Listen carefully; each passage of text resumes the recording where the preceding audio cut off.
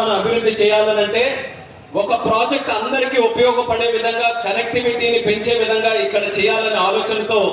అప్పుడు మన ఉత్తరాంధ్ర నుంచే పార్లమెంట్ సభ్యుడిగా కేంద్ర మంత్రిగా ఉన్నటువంటి పోసుపాటి అశోక్ గజపతిరాజు గారి తాలూకు ఆధ్వర్యంలో ఆనాడు 2016లో కేంద్ర ప్రభుత్వం నుంచి ఇన్ ప్రిన్సిపల్ అప్రూవల్ ఈ భోగాపురం ఎయిర్పోర్ట్ కోసం చేసుకోవడం జరిగింది. కానీ తర్వాత ప్రభుత్వం మారడం వల్ల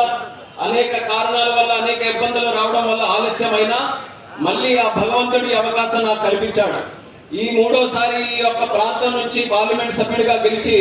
మళ్ళీ కేంద్ర మంత్రిగా సివిల్ ఏవియేషన్ శాఖగా నాకు చేసిన తర్వాత ఇది దేవుడు నాకు ఇచ్చినటువంటి ఒక వరంగా భావించి 18 నెలల్లో ప్రతి ఒక్క నెల కూడా ఇక్కడ ప్రత్యేకంగా రివ్యూలు పెట్టుకొని చంద్రబాబు నాయుడు గారు మాకు ఒక ఛాలెంజ్ ఇచ్చారు. ఎప్పటికల్లా పూర్తి చేస్తారని మొదటి నెలలోనే ఇక్కడ రివ్యూ మీటింగ్ పెడితే ముఖ్యమంత్రిగా ఆయన అడిగిన తర్వాత మేము డిసెంబర్ 26కి ఇది కంప్లీట్ చేయాలని ఉంది సార్ అని చెప్తే డిసెంబర్కి కాదు ఉత్తరాంధ్ర అభివృద్ధి చెందడానికి ఇది ప్రధాన కారణం కాబోతుంది కాబట్టి 6 నెలల ముందే దీన్ని పూర్తి చేయాలని ఆ రోజు చెప్పారు.